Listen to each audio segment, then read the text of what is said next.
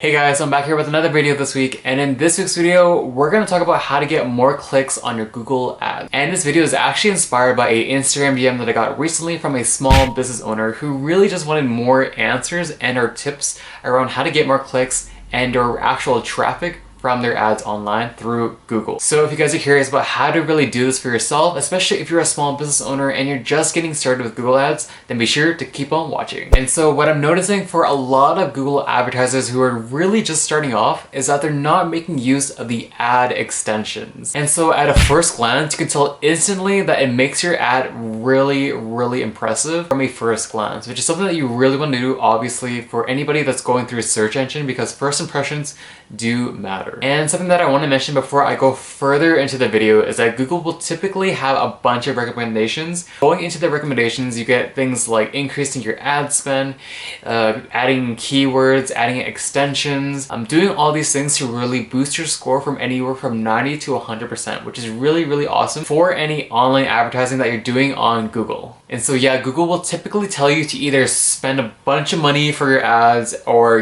add in a monstrous amount of keywords.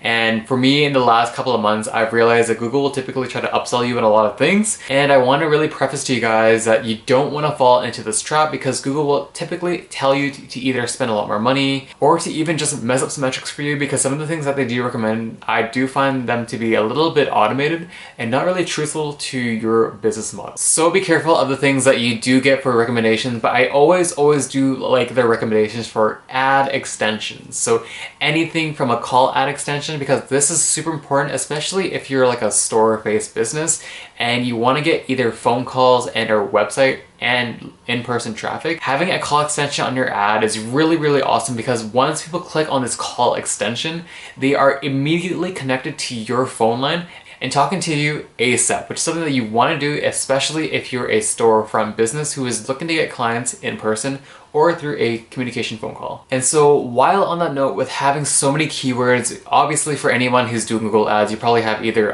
too many keywords or too few keywords. So my recommendation for you guys, if you're in the process of organizing your keywords, is to have it in buckets. So have a bunch of keywords cater for each campaign that you're running, and then separate it.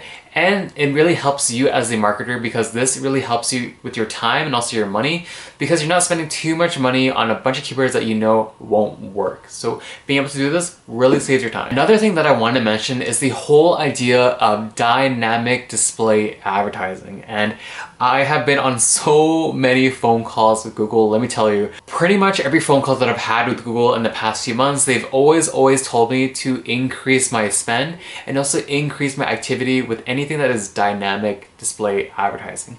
And while I think this is pretty awesome, dynamic ad display advertising looks like this. And my team at my current company, we do not like this look. It does not kind of like align with our brand guidelines and kind of like our brand meaning.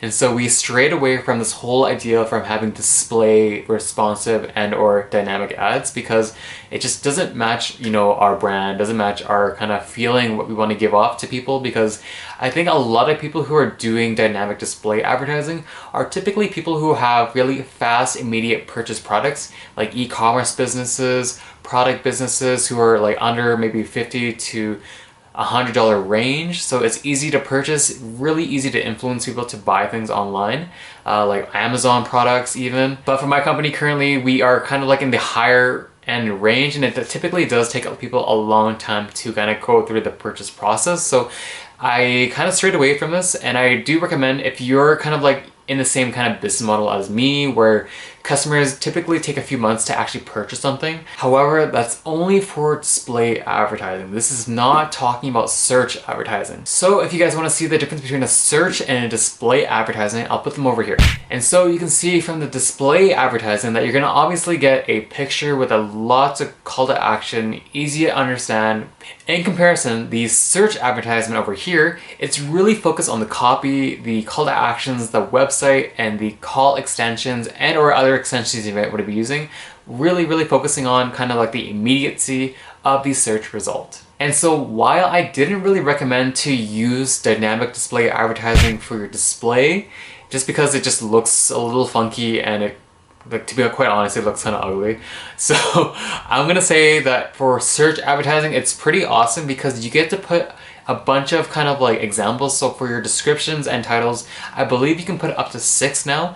And it's pretty awesome because if you put 6, it rotates and really pushes the kind of popular ads and or titles and or descriptions for the people that really want to see it. And so I've been seeing the past few months that my search So in the past few months, I've been seeing a lot of progress in terms of kind of like getting more search results, more clicks, and more call through my call extensions that I'm putting on my search ads from Google alone. One of the final things that I really want to mention is that content is king.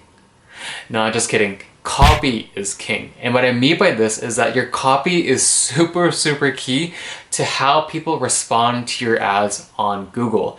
And this goes beyond just display and search, because if your copy is not made to really attract the person in the computer seat, basically talking about the searcher's intent, if your copy is not really reaching to the searcher, you are in big trouble and you're gonna find yourself be spending a lot more money with a lot more impressions but not a lot of clicks. And so being able to be really precise on kind of like what you want to write, how you want to write it, and who you're writing to is super important.